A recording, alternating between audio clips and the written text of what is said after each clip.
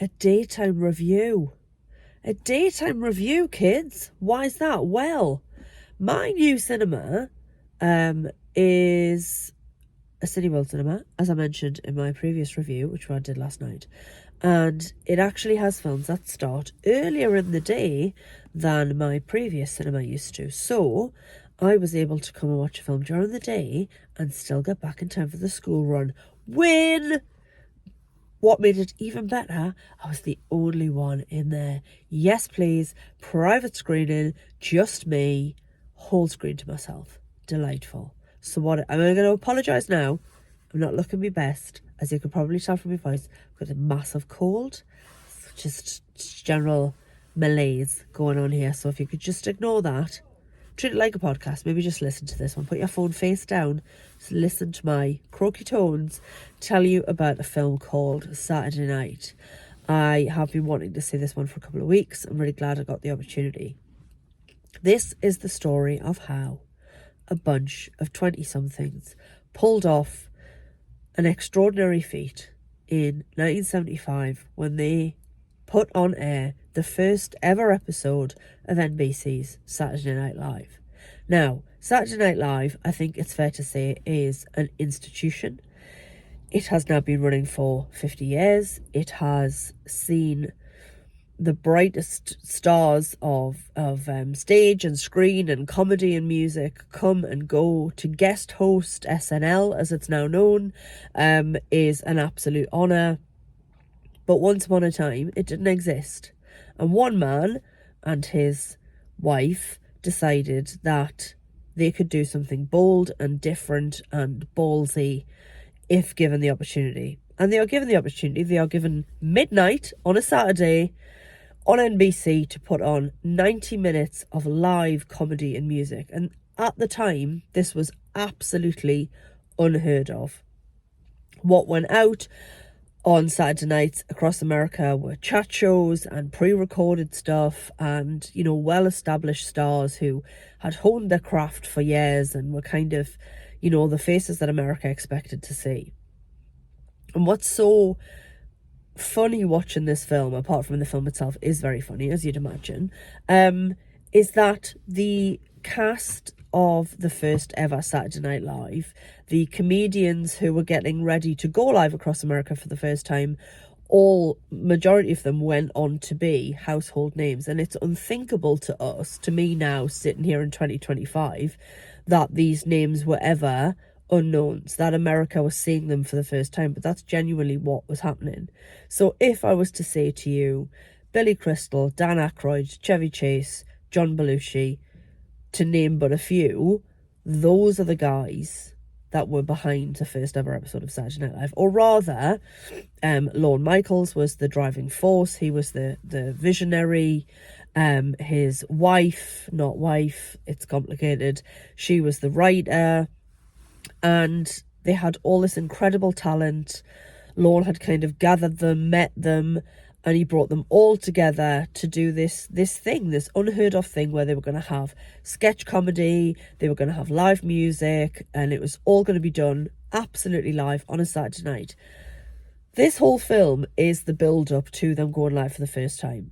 And although it is a very funny film, it is also quite a stressful watch, because when I say the show nearly didn't go on, I mean how they pulled this off is incredible, because it was chaos. And the film is non-stop. There are little pockets of sort of quiet where it's a couple of characters having a discussion, but in between, and for a lot of the film, it is like go, go, go, go. This is happening, that's happening, a lighting rig has fallen, John Belushi's won't sign his contract, and George Carlin doesn't want to be there because he thinks it's beneath him, and people are kicking off, and there's TV executives who are like old white men with cigars and whiskies, and everybody's stoned, and people are on cocaine, and the page is unfinished, and Jim Henson's upset because nobody seems to know how to write for his Muppets. And that is just a snippet of what the film is like. It is, from the second it starts, it just goes and goes and goes, and it is like jumping on board a runaway train, and you're thinking, well, it's either going to pull into the station and they're going to put on 90 minutes of amazing comedy, or there will not be a train track and we're just going to go off a cliff. And for most of the film, you don't know which way it's going to go. Now, obviously, I know, as again, sat here in 2025, I know that Saturday Night Live did go on to become an institution, that all of those people became very famous, that over the years, the cast, the core cast of comedians who perform on SNL has changed and evolved, and it has honed and sort of sheltered some of the best comedic talent working in America today. So I know that everything was all right eventually, but there was still no guaranteeing that this first ever show was going to come together and be a thing. It's amazing and funny and, like I say, stressful to watch. And I won't go into the names of the actors because it's such a huge cast. You've even got, I am gonna drop a name in. Nicholas Braun will be best known to a lot of people as Cousin Greg from Succession. I first saw him in the excellent Disney film Sky High, which has such a place in my heart. He's a very tall guy, you can't miss him. And like I say, he was Cousin Greg in Succession. Here, he plays both Andy Kaufman and Jim Henson, which I absolutely love. Like I say, somebody's playing Billy Crystal. The guy who's playing John Belushi, an actor called Matt Wood, was incredible. Somebody's playing Dan Aykroyd, somebody's playing Chevy Chase, somebody's playing Billy Crystal. It's mad because they are so like them without the need to make it like bang on accurate. But the guy who's playing Dan Aykroyd is brilliant. Now, here's the beautiful sort of circular business of the whole thing. I know what I'm trying to say. This film was co-written and directed by Jason Reitman. Jason Reitman's dad was the director, Ivan Reitman, and Ivan Reitman was responsible for Ghostbusters. Ergo, Ivan Reitman was very close to Dan Aykroyd. So yes, Jason Reitman will have grown up around these people, around these luminaries of comedy when they were just starting out. You know, famously with Ghostbusters, Slimer was put there as a nod to John Belushi.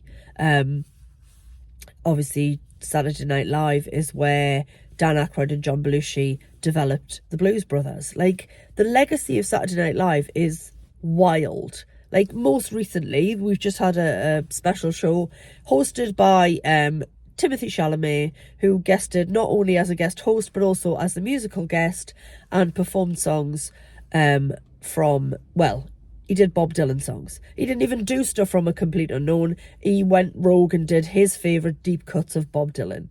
Like, that's what SNL is doing today. So it's still cutting edge. It's still making brilliant sketches. It's still also making awful ones. There was an Oasis one quite recently that made me want to peel my face off. But I love that 50 years later, they're still pushing the boundaries, even though we're so much more accepting now about what you can see on television, what you can laugh at. The jokes in this, like, there's some that even felt edgy now, and then they must have been, like, unreal in terms of their edge. SNL now will still try and push the envelope, but back then it must have been so fresh. There's also a fleeting appearance by Finn Wolfhard, who barely ever gets to play in his own time period. He's always in something which is set in the past. And again, he was obviously in the most recent Ghostbusters films as well. It looks wonderfully 70s. I love the style of it. I love the way it was shot. It has a lovely gauzy 70s hue on it. You really get that feeling of absolute panic, but you also get this, it's so exciting, and it must have been so exciting to be there at the time. And this film really does make you feel like you are in the corridors of NBC, in the behind the scenes, behind the cameras, ready. Are they going to go live? Are they not? Is it all going to fail or fly? It is an absolute triumph. The film is called Saturday Night. If you're a comedy fan, you absolutely have to give it a whirl. And it's another big thumbs up from my second visit to what is now my home personal cinema. Thanks for listening. Hopefully I will sound a bit better in my next video. Until then, like, share, subscribe, bring people along to taste the vibe at this channel. I'm going to go now. Thanks for watching. Katie out.